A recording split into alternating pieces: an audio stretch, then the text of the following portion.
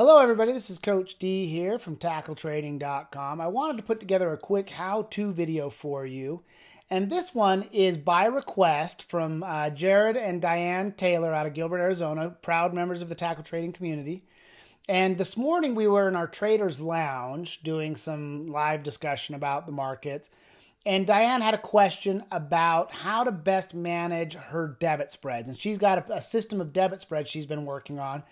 And she was working on the exit techniques, like how to actually, place the trade, but also how to plan and prepare your exits, because she's busy and can't sit in front of her computer all the time. And of course, we want to manage our trades because risk is correlated to control. So in this video, we're going to do a quick how-to. I'm going to show you a great setup. We're going to show you how to place the trade. And most importantly, we're going to show you how to manage the risk. So I was looking at our scouting reports from this week, and the options report's got a lot of great picks on it. And ready for today, today again is May 14th, Tuesday, May 14th, and we've got a nice, beautiful breakout set up on McDonald's. Now, I like McDonald's because, one, strong trend, strong company, good fundamentals. They're recession resistant. They're not going to be really affected by trade wars out of China and things that are going on in the market right now. And the market dropped quite a bit, but McDonald's did not. And so I like the setup. And it's poised for a breakout right here. And it's got a little pattern, kind of an ascending triangle or a cup and handle style pattern where it's looking like it's going to break out above 200, a big technical level. So we're looking to take advantage of the break above 200, but I really don't see it going much above 210. So what I'm going to do is to bring the cost of this trade down. Buying 200 shares of the stock would cost you, 20 grand in a cash account. It'd cost you 10 grand in a margin account. We're going to get this trade on for like 300 bucks, 350 bucks in that ballpark. And I'm going to switch over here to my Thinkorswim trading account. I got my virtual account open just so I can place this trade real quick as an example.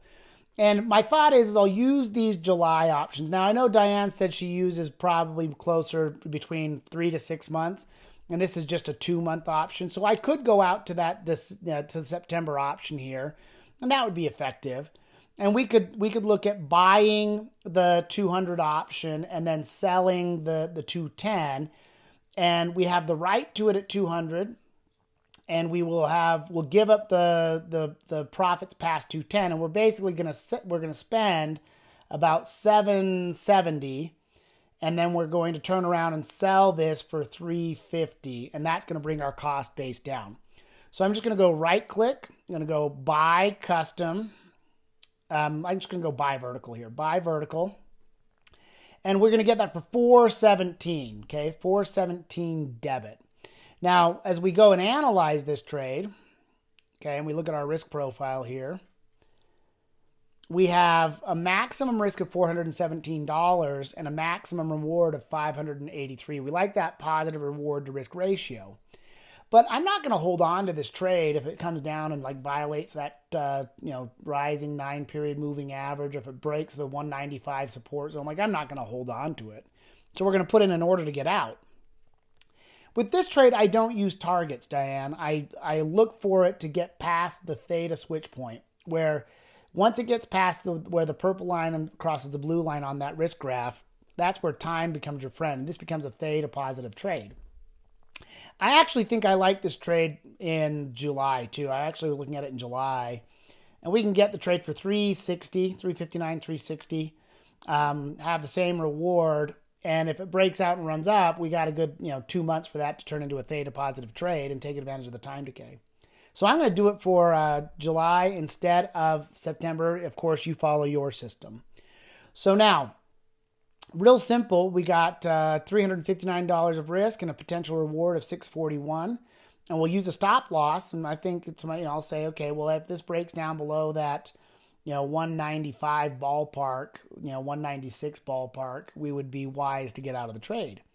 So I look at my risk graph, I run my cursor down towards about 196 in that ballpark, and that's about a $100 loss. And I'm going to show you the simplest way to do this. There are other ways to do this with contingency orders, but this is the simple way. I've done this for years. Other traders might say, no, that's too simple. They want to use the sophisticated contingency orders. But when I started trading, they didn't have contingency orders. So I just learned to do a real simple stop loss technique. And what I'm going to do is I'm just going to go create an order here. So I'm going to go ahead and create a duplicate order. So there's our order. We're going to put in a limit to buy it for $3.59. We're not going to spend more than that $3.59. I could offer $3.60 just to make sure it gets filled quickly. Now, I'm going to go ahead and take it and put in a first trigger sequential order. And I'm just going to put in a stop loss. I'm going to right click and create an opposite order. And I'm going to come in here, change it from a limit to a stop limit. And then I'm going to drop the stop down $1. So I'm going to set that down at $2.60, which means if the premium on these options on the spread drops down to where I've lost $100, it's going to get rid of the spread. And I'm going to change the limit on that to $2.50. Now that's the simple method right there.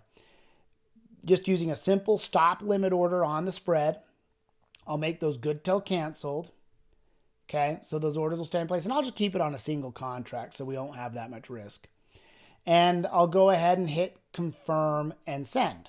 Okay, now that order may take a moment to get filled at the current price, and some traders like to wait for confirmation. That's perfectly reasonable to do so. But you can see where we've got our stop loss in place. So if the stock ends up coming down and reversing, it's approximately got to drop down towards that 196 level below that rising 9-period moving average to get us stopped out. Now that's the simple method. Let me go ahead and show you the contingency method as well. So what I'm going to do now is show you how to place that same order using a contingency order instead. So I'm going to go ahead and again, I'll create a duplicate order here. We'll put in the order to buy that for $3.60. I can do the first trigger sequential order. I'll create the opposite order as well. I'll make them all good till canceled here. And then I'm going to come in here and I'm going to do a contingency. And when I do a contingency, it opens up a new window and it gives me some choices here. And I'm going to basically go in and say, okay, hey, I will sell this. And I'm down here on this little, submit the order when one of the following occurs. I'm going to submit this with the mark of McDonald's goes at or below. We'll set that at the 196 threshold. So if it goes at or below 196, make sure I got that right, 196, we'll go ahead and put in I'll link it to the last traded price when it hits 196, and I will do a limit offset, and I'm going to do the limit offset down. Since the price is going down, I'm going to go lower than the last traded price. So I'll do a 10-cent limit offset. So this is a contingency order that says, hey, if McDonald's goes below 196, it's going to look at the last traded price on the spread, and it's going to say sell that for no more than 10 cents less than the last traded price. So as the prices are dropping and the value of the spreads becoming less and less, it's going to hit the trigger first, and then it will send in that limit offset order and look to get you filled. Really relatively similar to what I did, but this gives me specific price control, whereas my method is more of a ballpark. And so traders can argue back and forth which is the best method, but they're both going to be just fine. But that's how you would do that. You'd hit save, and then you'd go ahead and hit your confirm and send when you're done with that.